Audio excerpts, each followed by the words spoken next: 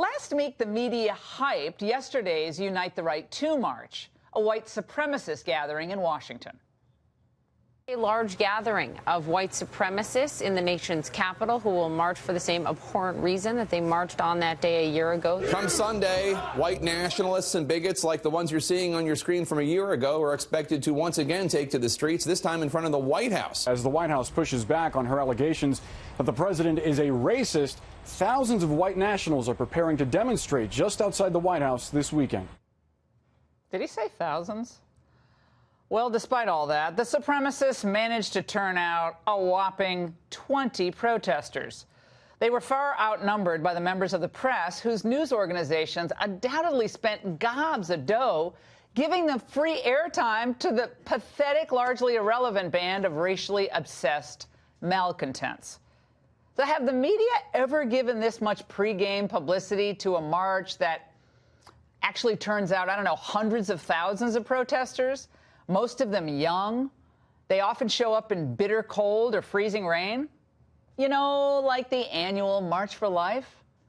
I don't think so. But that annual event is positive and life-affirming and respectful and attended, as I said, by mostly high school, college kids, and it does not advance the left's agenda. But the weekend's white supremacist circus had possibilities. The president rightly tweeted before the much ballyhooed supremacist march in Washington the following. He said the riots in Charlottesville a year ago resulted in senseless death and division. We must come together as a nation. He wrote that he condemned all types of racism and acts of violence, and he said peace to all Americans.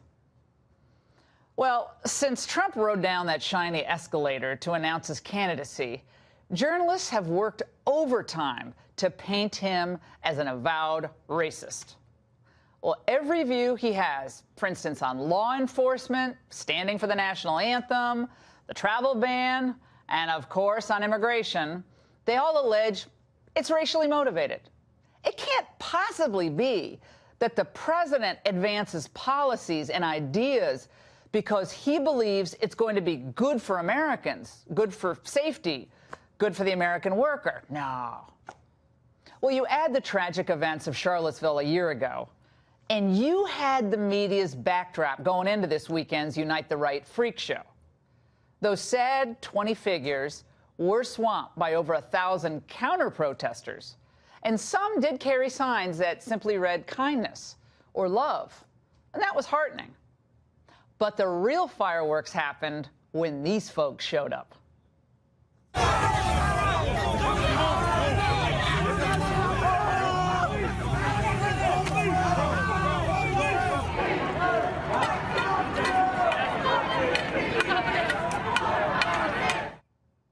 It was basically a family affair.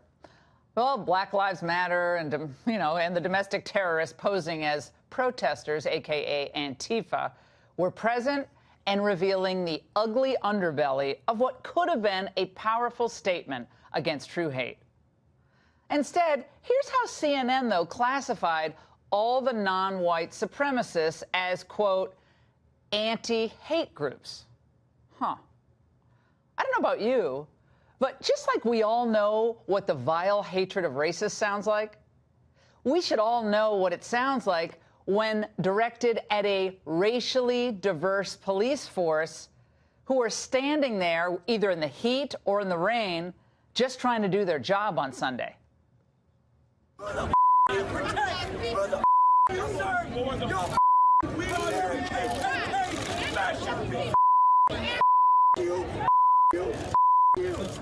All y'all that are protecting the they want us dead.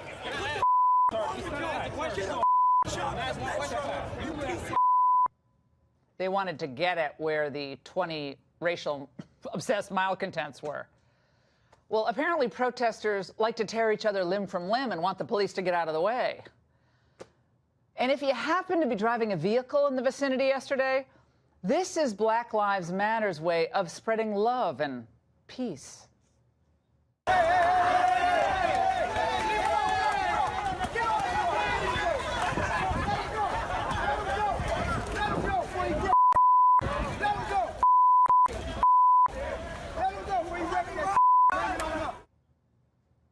Now, if these guys have nothing to hide and they're on the side of right, anyone ask them why they're wearing masks? To conceal their identity from law enforcement? You know why?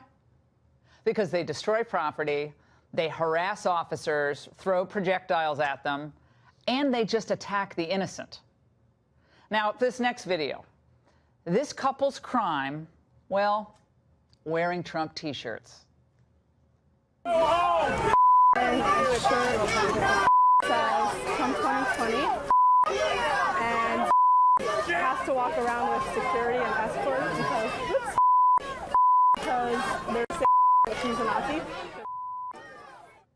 Still, the media coddle Antifa and these leftist protesters, largely because their anti-Trump message aligns with the one prevailing in a lot of American newsrooms.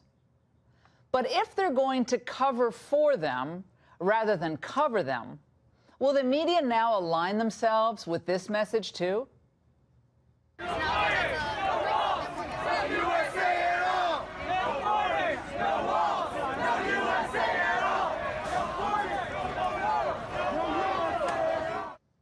At least they're rhyming.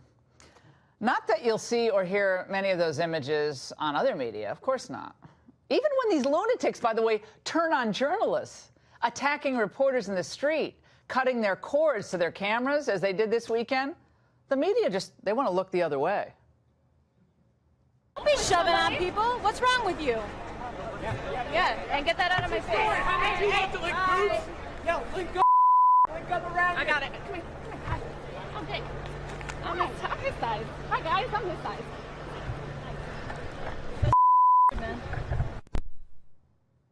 Clever. Well, this was posted by an NBC reporter on his Twitter account. It shows his camera crew assaulted by these nut jobs. You snitch. You. What's that? Don't worry about this now. Don't worry about me. Don't worry about them. Yet later, when NBC went to coverage of the event with the same reporter, they omitted the fact that their own crew had been assaulted, and they showed no video of the incident. Huh, how curious. Imagine if some conservative group oriented had done that to a reporter, what they would have said. They get upset when the Trump crowd screams, Acosta, go home. Well, the media are actively concealing the heinous actions of these fringe groups because they serve their ends. No matter the tactic, no matter the violence or mayhem, these groups are largely given a pass because they are brazenly, vociferously, consistently, vitriolically resisting Trump. How ironic, by the way, is it that just days ago, the Boston Globe convinced more than 100 news organizations to blast the president for his verbal and written attacks on the media? It's not collusion or anything. Well, they're set to release coordinated editorials in newspapers across the country later this week. Yet when a group or groups actively attack them, the press, physically destroying their equipment, they scream vile things and threaten reporters, the media silence is deafening. It's Fox News who's supporting the protection of journalists. I suppose the old saying is true. The enemy of my enemy is my friend, no matter how awful and violent that friend may be.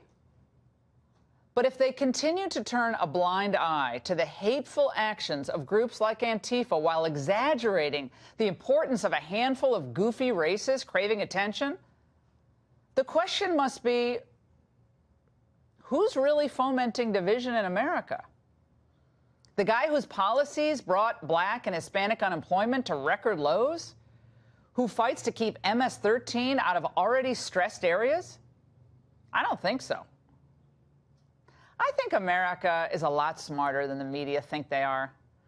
And I think they see what real hate is and who's trying to solve rather than stoke problems. And that's the angle.